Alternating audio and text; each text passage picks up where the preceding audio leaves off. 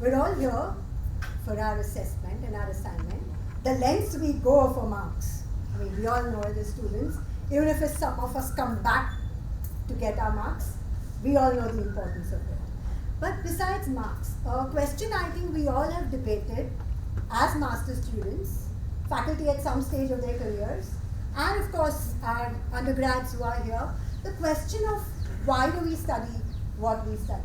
And a question that has quintessentially been asked, why are we studying English literature at all?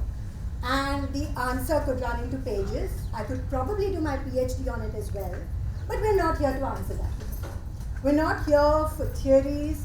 We're not here to go back in time. We're not here to do any analysis, overthinking, over-analysis, reading between the lines, reading under, over, whatever the lines, and banging our heads. We're here just for entertainment. Okay, Vidya volunteered it. I do not want to plagiarize. So we're here for celebration, and only celebration of what we are studying. So today, I know it's 25 marks and it's really important, but let's just put that aside. Let's go with the flow and enjoy, sort of seek the fruits of what we're studying and just have fun with our friends, cheer them, motivate them. And I think it would be a good idea to put our better half on silent. Yeah, I refer to my phone as my better half these days. Okay, so y'all can also do the same. Please put it on silent because it's worrisome enough to be here and do things, and the last thing we need is a distracted audience. So please be very supportive, and thank you.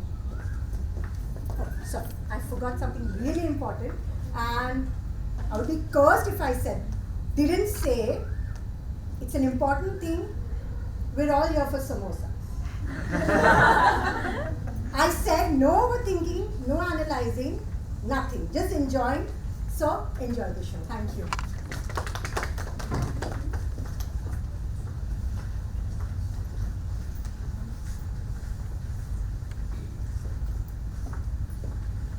Carrying on the comparing is Miss Rashi Antani, who will introduce our place.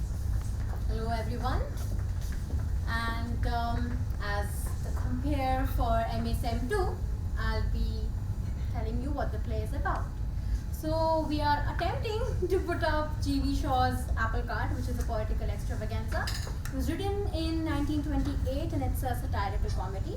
And Shaw himself describes it as a comedy in which a king defeats an attempt by his popularly elected prime minister to deprive him of the right to influence public opinion. Now, a creative genius like George Bernard Shaw, we might not do justice, don't have high hopes, but enjoy and do bear with us.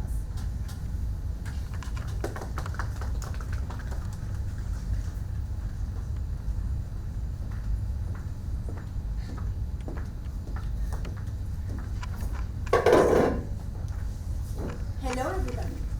I am Urmi, a character from George Bernard Shaw's The Apple Cart, a political extravaganza.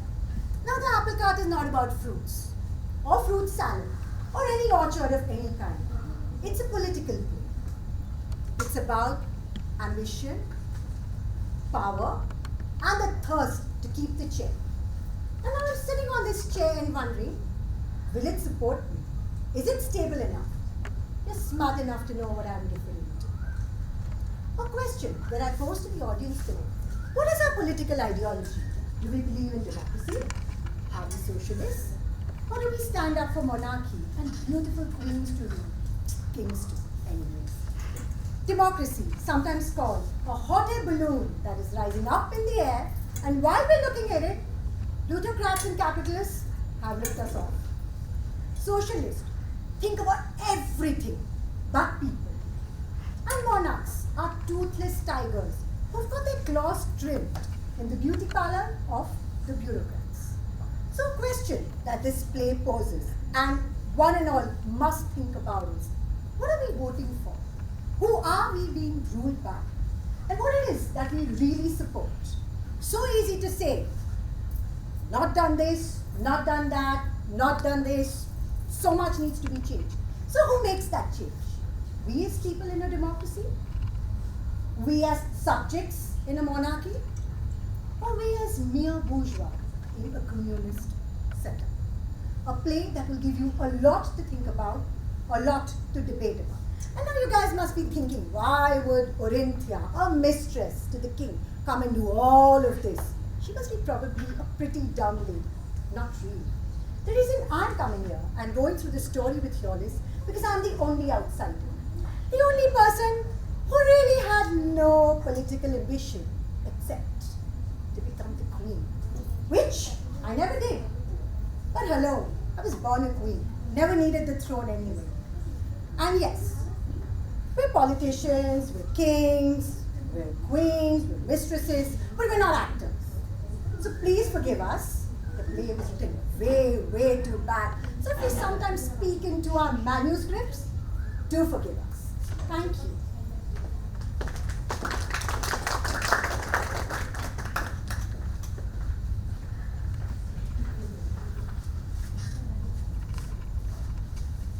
Good morning, sir. Please have a seat. Oh, good morning to you too.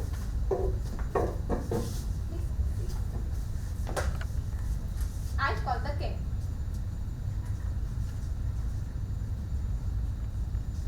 The king.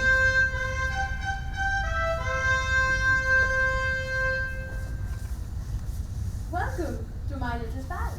Mr. Boanerges, won't you sit down? I am sitting down. Oh, true, I had not noticed. Forgive me. Force of habit. Will you allow me to be seated? Oh, sit down, man. Sit down. You are in your own house. Ceremony cuts, no ice with me. Thank you.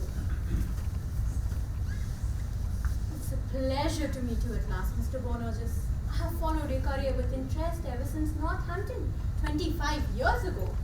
I should just think you have. After all, I have made you sit up once or twice, eh? Your voice is shaken to throne oftener than that. Why is he still here? He's my private secretary. Does he incommode you?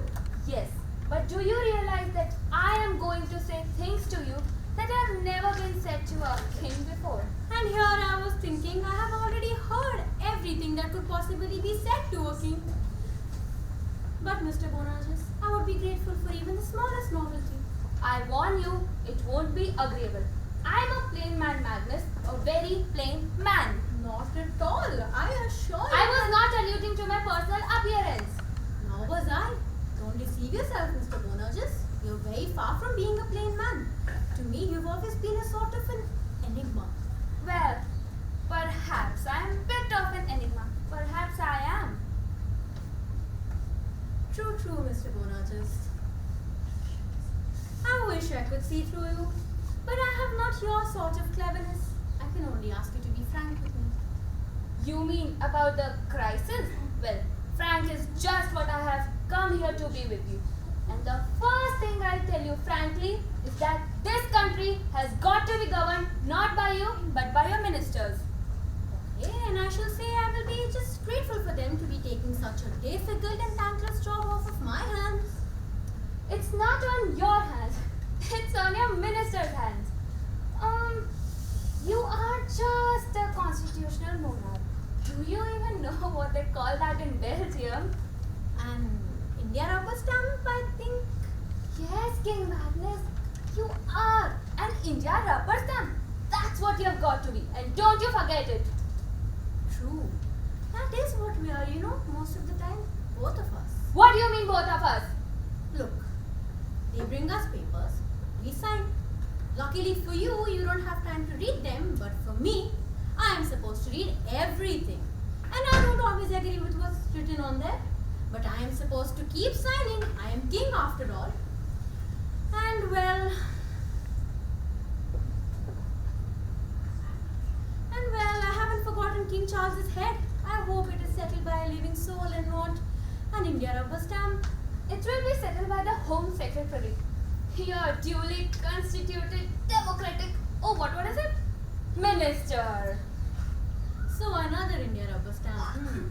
At present perhaps, but not when I am the Home Secretary by Jingo. Nobody will make an India rubber stamp of Bill Boanerges. Take that from me. Of course not. No. But is it not curious how people idealize their ruler? king in the olden times, the poor man was called God, worshipped as omniscient. It was just monstrous. It was silly, just silly. Precisely. And that is why you see the divine theory is always working, because everyone has a divine spark in them. The India rubber theory is going to break down in every real emergency, because no king or minister is very much like a stamp. He or she is a living soul. A soul, eh? You kings still believe in that, I suppose. I find the word to be convenient, short and familiar. And if you dislike being called a soul so much, let's just say you are as animate as being distinguished from inanimate. I had rather you call me a soul, you know, if you must call me anything at all. Precisely. So you see, Mr. Boanerges, that even though we have been engaged in conversation for less than 10 minutes now, you've already led me into an intellectual discussion. That shows we're something much more than a pair of India rubber stamps. You are up against my brains as much as anyone else's. And you are up against mine. That's not up to me to make that judgment except for in my own case. And look at you, you've given your proof. No common man could have risen as well as you have. As for me, I am king because I'm the nephew of my uncle, and well, because my two elder brothers died. Even if I was the stupidest man in the country, I would still be king. And you... In the gutter. Out with it. Picked up by a policeman. Adopted by the policeman's grandmother. Bless her. What would I have been had I been adopted by a policeman? Where? You are no fool, Magnus. I'll say that for you. You flatter me. Oh, flatter a king? Never. Not Bill Boanerges. Of course, yes. Everybody flatters a king, but not everybody has your tact, or should I say your good nature. Perhaps not. But still, I am a Republican, you know. And that is what surprises me. No man has a better chance of being the British president than you have. Oh, I just don't say that. Come. You know it as well as I do. And you know you would have 10 times more the power than I have right now. How is that possible? You are king. And what is a king? An idol set up by a group of bureaucrats so that they can rule the country with the king as their scapegoat and as their puppet. Please. The president, on the other hand, the president is voted by the people.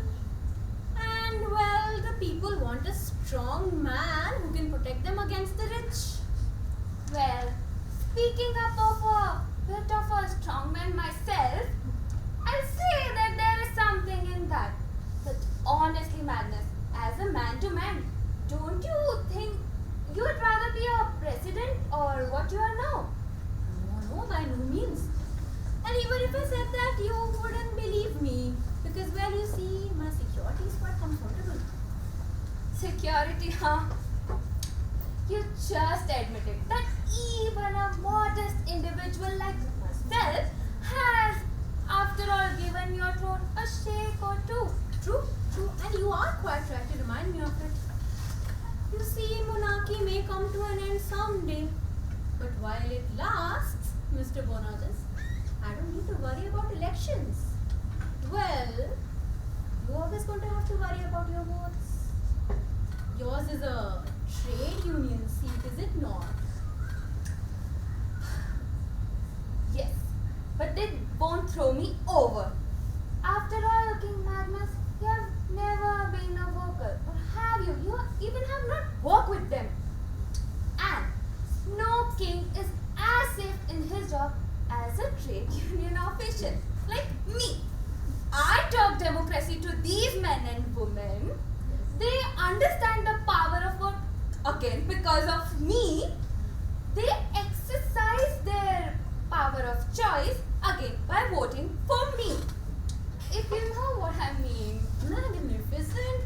I've never heard of this better described. You should write an essay on democracy. But what? Suppose a man with a bigger voice comes along. What if he's some fool? Some windbag? That's true. But I can outwit anyone. Lucky you. You have all the trumps in your hand. But the truth of the matter is, Mr. Boanerges, whereas I have inherited monarchy, you are always going to have to worry about your votes. It's never safe. Sir, you're waiting. Good day, Mr. Boanerges.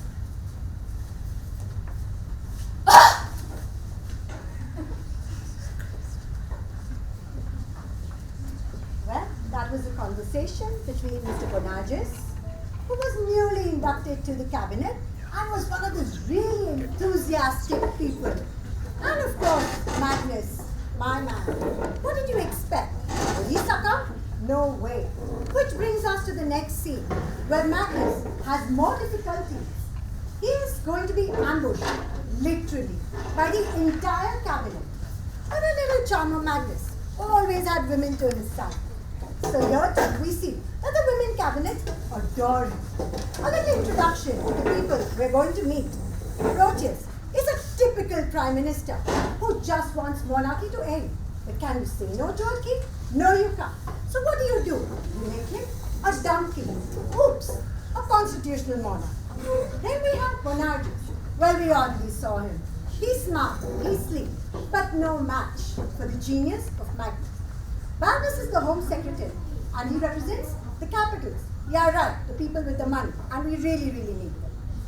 Crassus is the henchman, the corrupt colonel, the epitome of nepotism, who has the right people planted in the right places. Right is the word. Nicobar represents aristocracy, the poor fool. Can't be here, can't be there. Sometimes he runs to the king, sometimes he runs to the cabinet. Aristocracy has him really confused. Lysistra, the lady minister, who is rock solid and by the side of the king, and Amanda, the giggly girl, but don't underestimate her. She's all for the king, literally.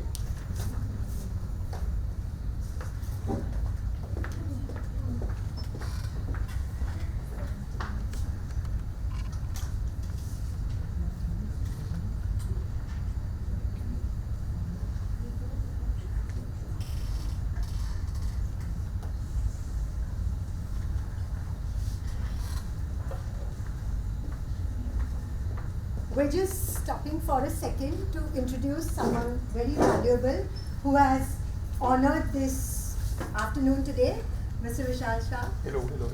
From Prayogshala. Thank you for being here, sir, and your feedback will be really valuable. This is a very, very humble attempt at theatre, extremely rudimentary. We hope you like it. Yes. Thank you, sir.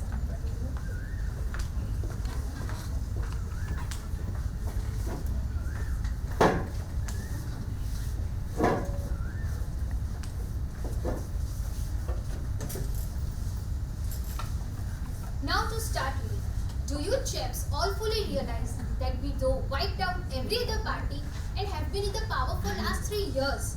This country has been governed during the time by the king. I don't see that. If you don't, then for heaven's sake, either resign or else take my job. The worst of you is that you won't face the fact that you are a prime minister but not a god almighty. Don't talk silly, Nick. The king's a layman. And what more are you with your blessed advice? Oh, will you stop squabbling? What are we going to do when the king comes in? He is too sharp.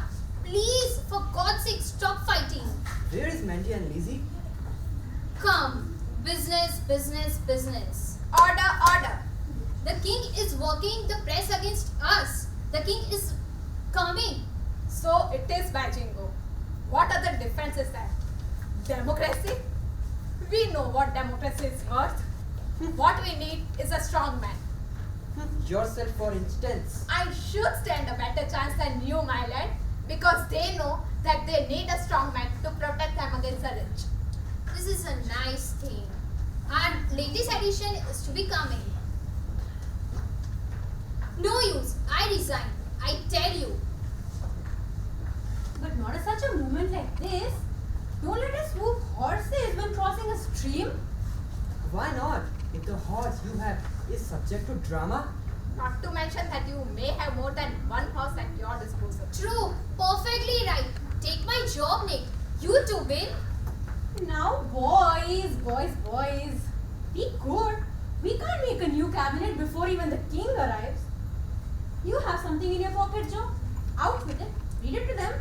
What I was going to propose, and you can take it or leave it. It's an ultimatum. Good. Either he signs it or resigns. Or what? Oh, you make me sick. You are already sick by your own account. I refuse to sign the ultimatum. You call yourself a cabinet minister? You are not.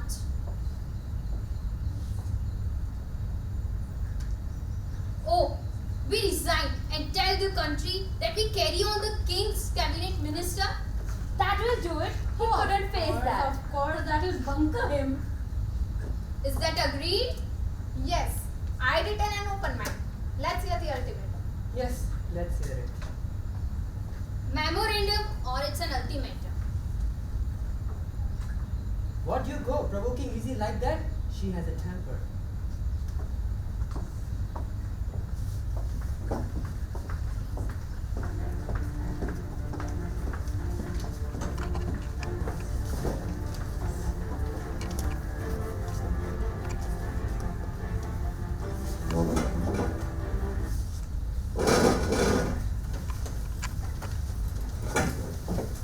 Welcome, gentlemen.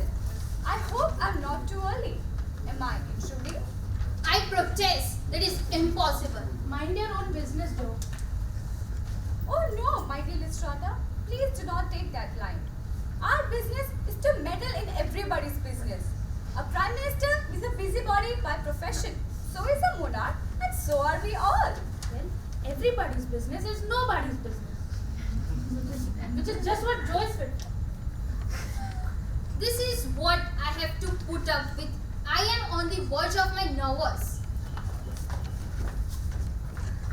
Come on, Joe. Don't make a scene. You asked for it, silly. Well, the word is with you, Prime Minister. Why have you all given me the great pleasure of exercising your constitutional right of access to the sovereign? I have that right, haven't I?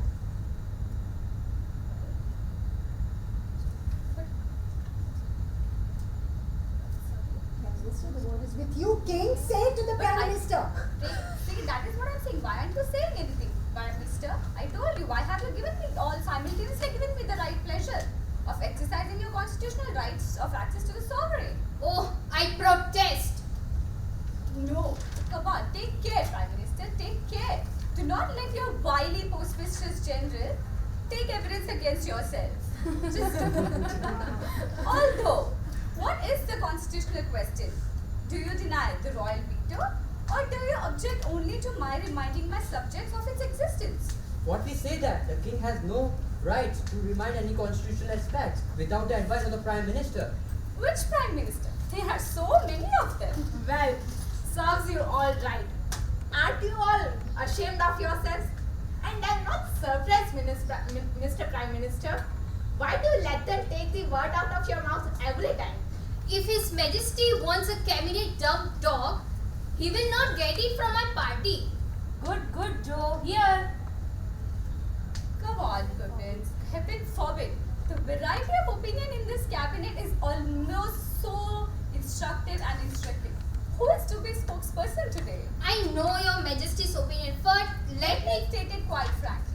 My opinion of you is that no man better knows when to speak and when to let others speak for you. When to make scenes, when to threaten resignations, and when to be cool as a cucumber. Well, sir, I hope I'm not such a fool as other fool thinks of me. I have lost my temper. Yes, I know. But that is not democracy. Democracy I have 30 years of experience of democracy. So have all of you. I say no more. Wages are too high if you ask me. Anybody can earn from 5 to 20 pounds a week now. And a big dole when there is no job for him. And what Englishman will give his time to politics as long as he is afford to keep a motor car? We live in comfort with those profits of that capital. We are all ladies and gentlemen now. Well, what do you want most? I want it to last. Why did it last? Own the truth. You know, rather, people are poor and champion. You can't and you have to admit that people are more and more safe under our government. No, it was not me. The Prime Minister was the one who used those expressions. Don't quibble. Do you think this prosperity is safe? Safe. Safe? Do you think this is safe? Look at my constituency.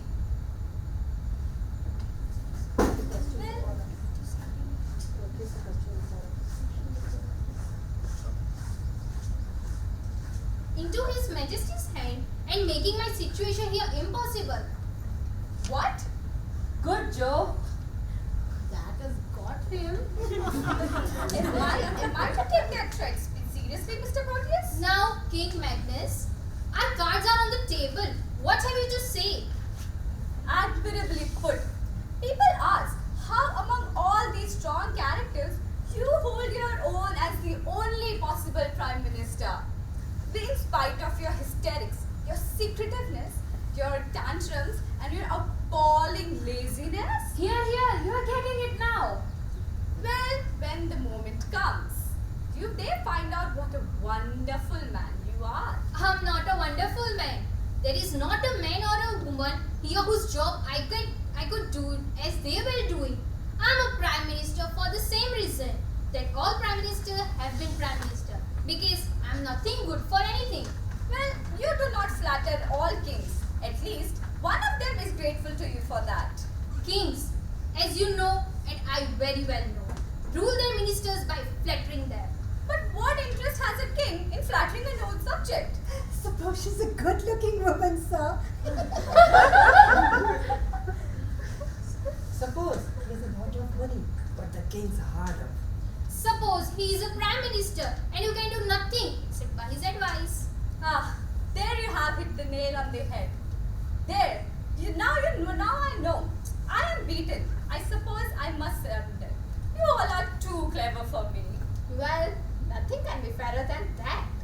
You are at present engaged in a tug of war with the king, the tug of your lives. You think you have won, but you haven't. Come to my rescue, Amanda. It was you who set me off. You got me nicely, sir.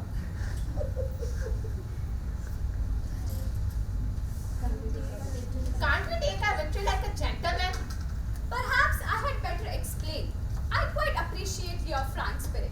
May I say, the English spirit? But in truth, it leaves matters just where they were. As it was reminded by the Prime Minister as well as it was suggested by him, my character is far too vulnerable. A king does not have the luxury to have a good character at all. Our country has produced millions of blameless green crosses, but not one blameless monarch. I have to rule over more religious sects than I can count. And how am I to do that impartially? If I have to rule them impartially, then I must not belong to them. And they only regard to people who do not belong to them as atheists. Thus, every king is supposed to be a libertine. And as oddly enough, he owes a great part of his popularity to this belief, and that is without deeply disappointing his subjects. Your Majesty's private affairs don't concern any of us. Prime Minister, can you tell me what the Postmistress General is laughing at? This is a free country, Bill. A sense of humor is not a crime. My God, I am not a silly giggler like some I could mention. If you could see a joke, would you be the wonderful orator that you are? At least I am not a silly giggler like Thanks, dearest Bill. Now, Joe, don't you think you have let us lose long enough? What about the ultimatum? Traitors! The ultimatum is here all the time, and I shall not leave this room until I have His Majesty's pledge and his condition under my control. Well, what are terms? First, no more royal speeches. What? Not even if you dictate them? Not even if we dictate them. You has a way of unrolling the manuscript and winking. Winking? You know what I mean. The best speech in the world can be read in such a way as to set the audience and laughing at it. We have enough of it. So, a dumb king? Politically, yes, a dumb king. No, a constitutional king. No. A dumb king. What next? The working of the press from the Paris back to the seas. Well, you know I have no control over the press. They are run by individuals richer than I. You know they wouldn't insert an even single paragraph if it weren't for their own interest. We know that. But these men are richer than you, they are not cleverer. If two men ride the same horse, one must be behind. Which? What would you say? You said if two men rode the same horse, one must ride behind. I said which? Which? Got it, Joe? That is exactly the question that has to be settled down. Once for all. I will not stand this tomfoolery. I had rather to be a dog than the Prime Minister. You have done it now, Mandy. I hope you are proud of yourselves. Oh my God. Seriously, Amanda, it is you who should go and call him out. But I suppose I must do it myself as usual. Excuse me, ladies and gentlemen.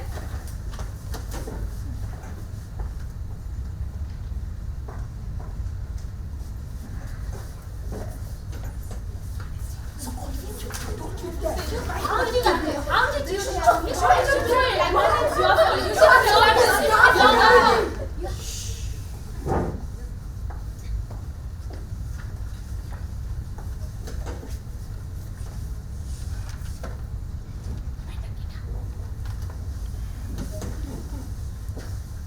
Well, the Prime Minister has been good enough to issue the discussion with me in private, to which now the point is very clear.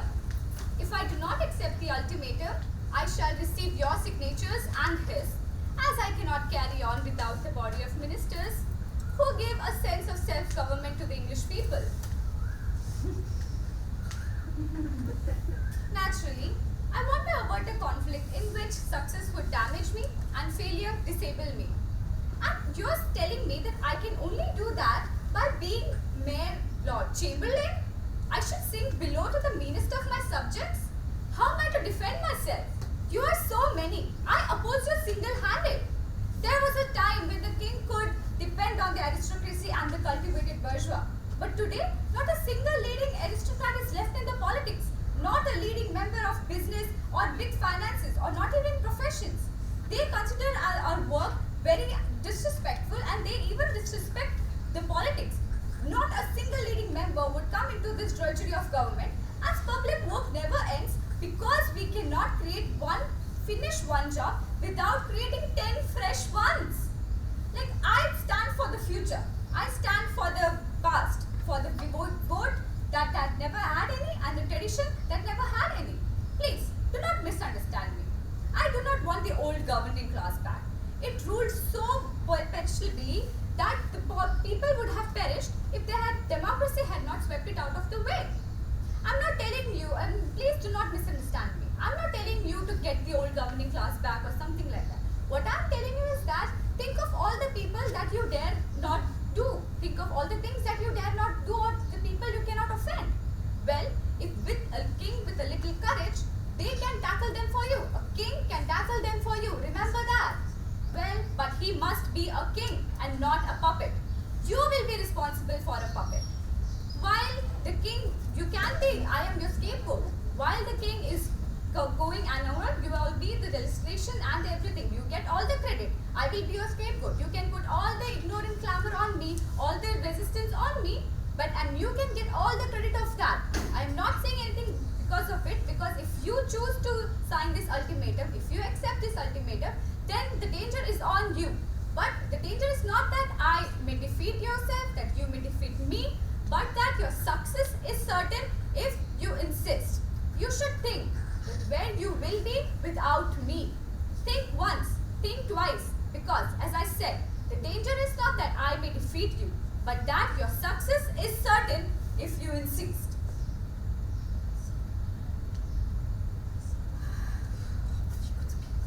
Well, I see that my appeal has been in no vain.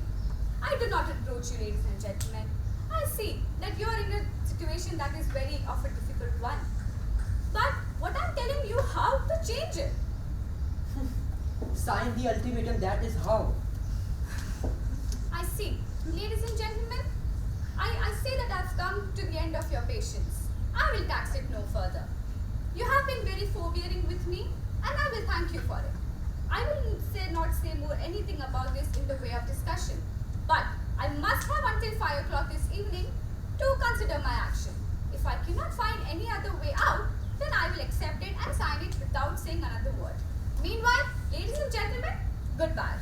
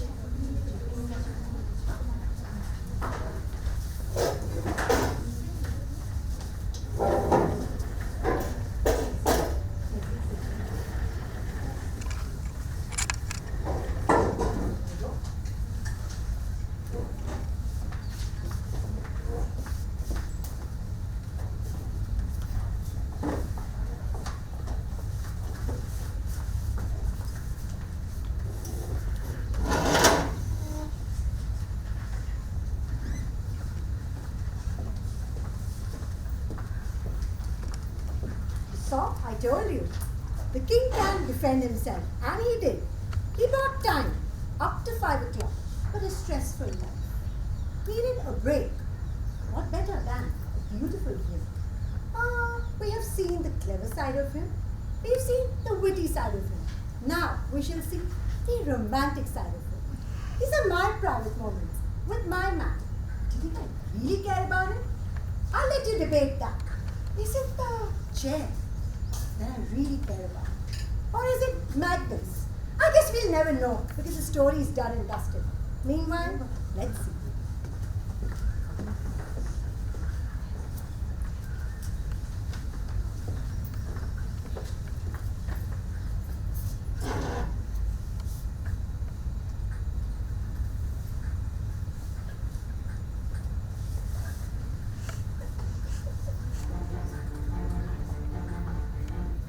Who is that? Your Majesty, the king. I do not want to see him. When will you be disengaged? I didn't say I was engaged. Tell the king I do not wish to see him. The king awaits your pleasure. Go away. I do not wish to speak to you. If my private chambers are going to be ambushed like this, and the king is not a gentleman, I shall write to the agents and buy a house outside of the palace. What is our quarrel today, beloved? Ask your conscience. I have none where you're concerned.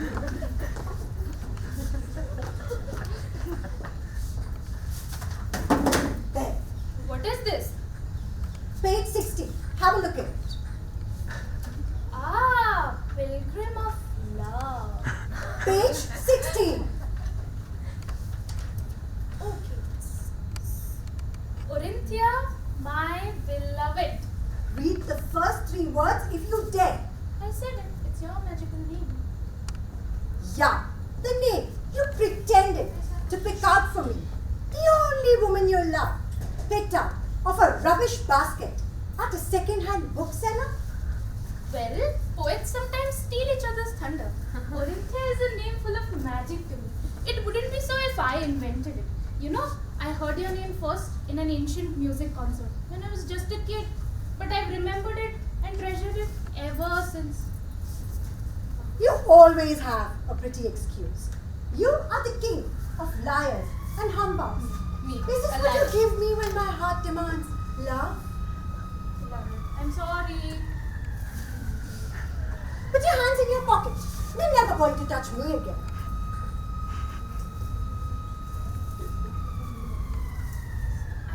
You know, there is something in me that winces when you're hurt or pretend to be hurt. Heart? When did you buy a heart? Or did you get that also? Second hand? Yes. I only have to squeal. And you'd pick me up like you would a pup run over by a car. Is this what you give me when my heart demands love? I'd rather you kicked me. I should like to kick you sometimes. But I should never do it, you know. I should be afraid of hurting you all the time. You would sign my death warrant without turning a hair. I suppose I would. That is true in a way. But the public should think it. Your imagination, it does not go as far as mine, I suppose. I know. Our minds go together or the road folks. I don't know. But somehow, we lose each other.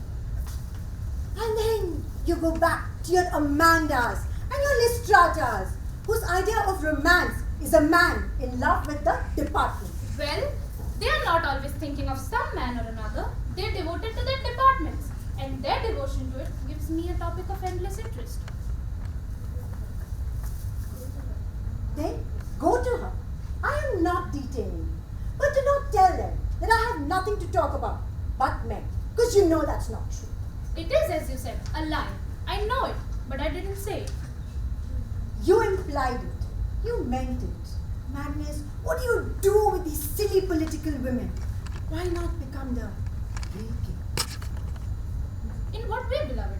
Oh, send the stupid people packing. Let's live a beautiful life. A noble life. With me. A real king means a real queen. But I already have one. Oh, you're blind. You're so blind. Heaven is giving you roses. And you decide to cling on to a cabbage? What wise man, when you force him to choose between a rose and a cabbage, would not secure the cabbage? You know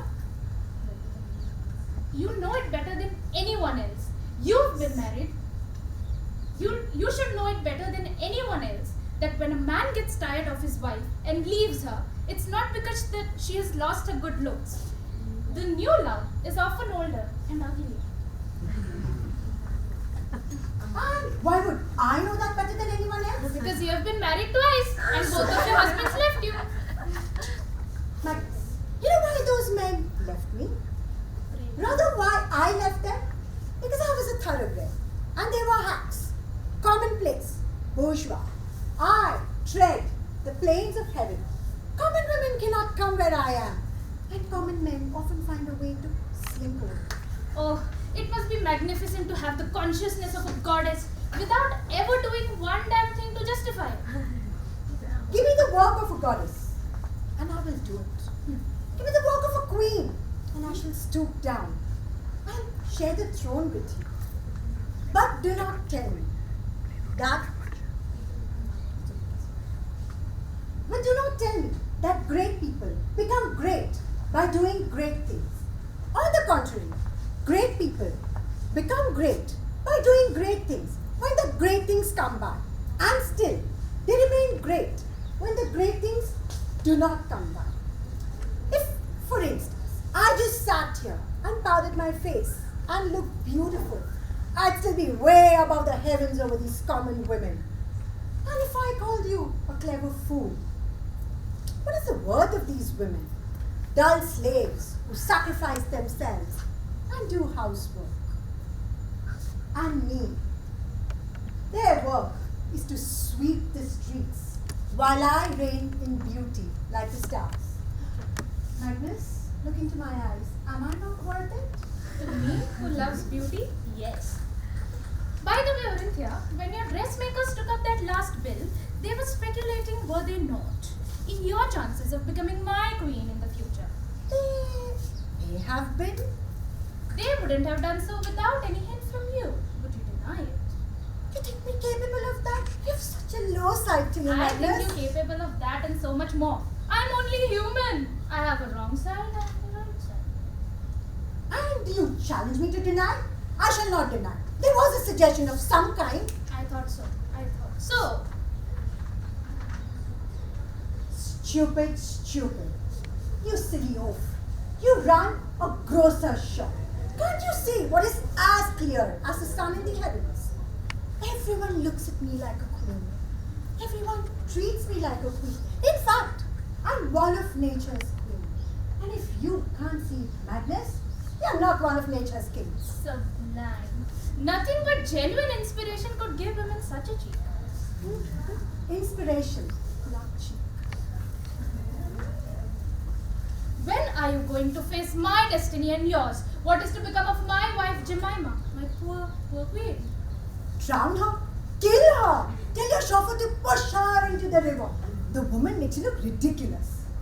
I don't think I should like that. The public would think it ill-natured. Divorce. In fact, better still, get her to divorce you. That's what people do when they need a change. I can't imagine a life without her.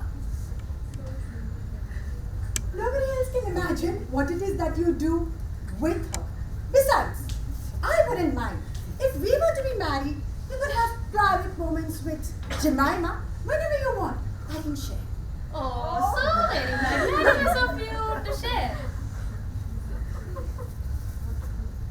What a woman.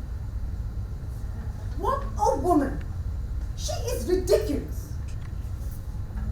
I would not place her in your present position. You know why? Because she is my wife.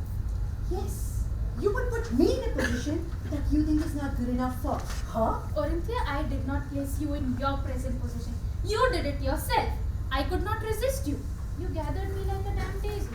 Did you want to resist? Oh no, I never resist temptation. Things that are bad for me, don't tempt me. Well, then what are we talking about? I forget. I think we were talking about the impossibility of my wife changing places with you. Why impossible, pray? You see, Orinthia, you've never really been married. Although you took 2 captives to the altar, the smallest derogation to Jemima's dignity would hit me like a lash across the face. But about yours, I don't care a lot. You know what? Nothing can derogate my dignity because it's divine. Oh. Hers, on the other hand, is conventional, which is why you tremble every time it's challenged. No, not a bit. She is a part of my real workday self. You are a queen in fairyland. So in short, when your golden moment comes and when the gates of heaven are open before you, you choose to live in a pigsty? If I am a pig, then a pigsty is the proper place for me. I do not understand it. All men are fools and moral cowards when you get to know them. But you, Magnus, are the least of a fool and the least of a moral coward than any man I know in the world. How can you hesitate? Why do you hesitate? What attraction is it that you have towards your jolly lumps of children and your housewife of a wife and those stupid, clowny political women who claim to govern the country but actually are squabbling with you? Magnus, look at me, man, again and again and again. Am I not worth a billion such, like the sun above the gutter? To me? Of course I love you. Yes, you're lovely, you're amusing, you're divine. But perhaps one day, nature will graft a rose on a cabbage and make every woman as enchanting as you. But what I come here for at present is to enjoy talking to you. When I need an hour's respite from royalty, when my stupid children are bothering me, when my wife has been irritating me, and my stupid cabinet has been obstructing me. What I need, as the doctors say, is a change. You know, Jemima, she doesn't like your sort. She detests it. But I don't, because I'm a little bit like that, you know. So, my wife has male friends, you see. They have needs that she satisfies with them, which I can't give her. So, you know, I don't want her to be limited by my limitations. So I treat her male friends and make them feel welcome at home. A model husband in a model household. And when the model household becomes a bore, I am the diversion? Of course, you are. What else did you expect? Let us not make the common mistake of trying to unite in blood and spirit. You see, every star has its own orbit. We have an infinite distance, but an infinite attraction as well. You know, we can't. Keeping our distance is the whole secret of good manners. Without good manners, society is intolerable and impossible. Which woman would listen to your sermons, let alone like them?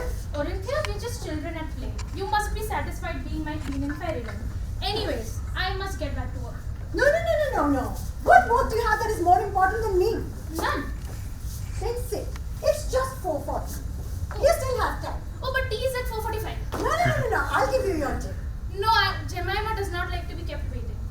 Oh, Jemima, you're henpecked. The whole London makes fun of you. Henpecked? At least my wife does not restrain me with bodily violence. No. I have something particularly important to say to you. You're only making me late to annoy my wife. Leave. No. 10 minutes, please.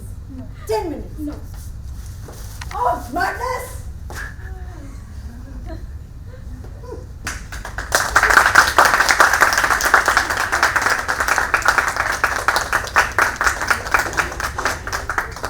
Well, don't you guys worry, he's going to be back like a little puppy. And meantime, we have the debate about cabbages and roses. Have any one of you got a poem, a cabbage is a cabbage is a cabbage? Has anyone displayed a cabbage in their living room? Have you ever heard of a fragrance of a cabbage? I rest my case. Meantime, Magnus has bigger fishes to fry. The delegation from America is here. Van had to. The Americans suddenly decide to not sign the Declaration of Independence. They decide to go back home like the prodigal son returning. But the prodigal son is richer, has lots of capitalists in their kitty, and well, has all the strength to bully the throne. Magnus has anyway a lot of rebellion brewing in his own country. So yes, life is difficult for Magnus, not just personally, also professionally. The king has a big job to defend his throne, and he shall. After all, who did he rub shoulders with?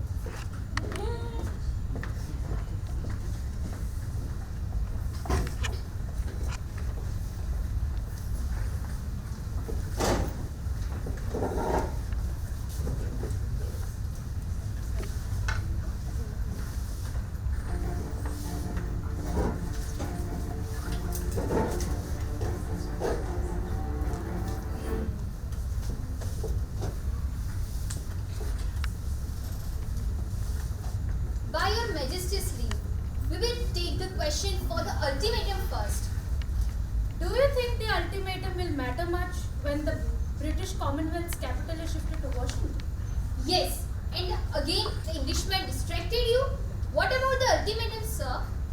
You promised us your decision at 5 o'clock. It is now quarter past. The day for absolute monarchies is past. You think you can do without me. And I know I cannot do without you. I decide, of course, in favor of a constitutional monarchy. Here, here. Wait a moment. So, is there any catch? Not exactly a catch, but you all have made me face the fact that I am not fit to be a constitutional monarch. How can you accept our principle if you don't sign the ultimatum? Oh, you see, there is no difficulty in that. When an honest man like myself finds himself difficult to discharge the duties of a public post, you know what he does? He resigns. Resigns? What are you driving at? A king cannot resign. You have rather talking about beheading yourself. You can't behead yourself. Other people can. Let us not quarrel over words, gentlemen. A king cannot resign, but he certainly can abdicate. Abdicate? My abdication does not involve toppling the apple cart. I am abdicating to save the British monarchy, not to destroy it. I shall be succeeded by my son, Prince of Wales. Robert shall make an admirable monarch. He's a jolly good fellow. For he's a jolly good fellow. Stop. I thank you with all my heart. But I have no intention from withdrawing in active politics. What? Yes. You are looking at me as a man with a political past, but I look at myself as a man with a bright political future. I have not told any of you my plans. What plans? A What retired plans? king can't have plans and a future. Of course, why the hell not? I am looking forward to a most exciting and enjoyable time. I shall, of course, begin by dissolving the parliament, and then the fun begins with a general election. But I've just been elected. You mean I have to stand 2 elections in a month? Have you thought of the expenses? Surely, your expenses will be taken care of by the state. Paid by the state? Is that all you know about election in England? You will get your weg after the party funds. My last act of royal authority will be to rid myself of all these titles and dignities. and become a commoner at once. A common man is a superior, not the inferior. That is precisely why I am going to become a common man, Mr. Boanerges.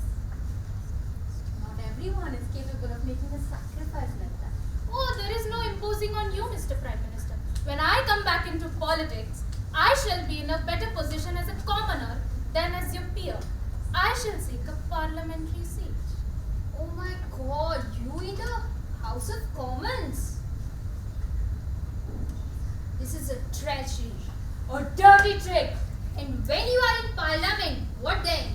Well, there are several possibilities. I shall of course try to form a party. My son, King Robert, shall call on you for the support of the government to form, support of the House of Commons to form a government. He may call on you, but he may even call on me.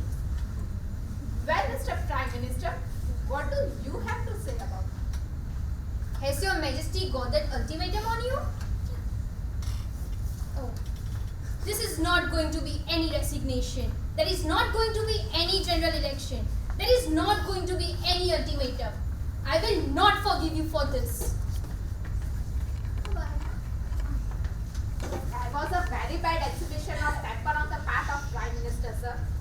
I will talk to you. You may depend upon me. Oh, thank you so much. So, it appears that I have not upset the apple cart after all, Mr. Nicobar. No, Majesty, you have not.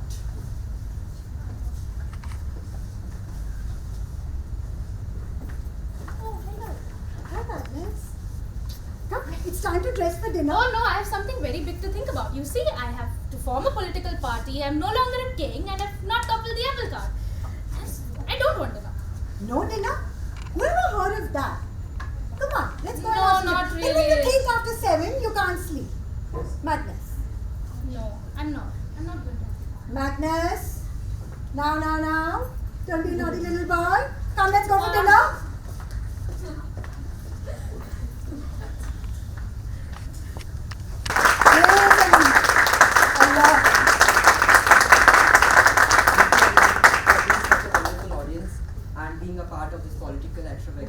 Apple cart. It is a great honor to have your attention and valuable time to spare. Thank you and have a great day.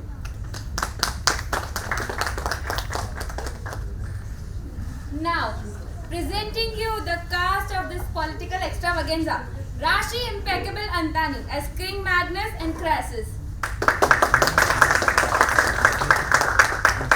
Keziah Paul as King Magnus,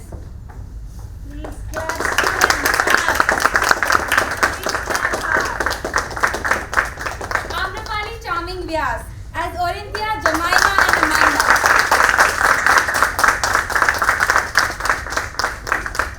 Srividhya insightful Suyoj as King Magnus and Lysistra,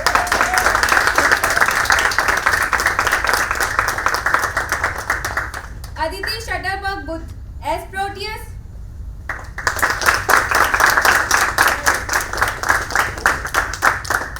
Shauryaveer Melodious Chauhan as Nicobar,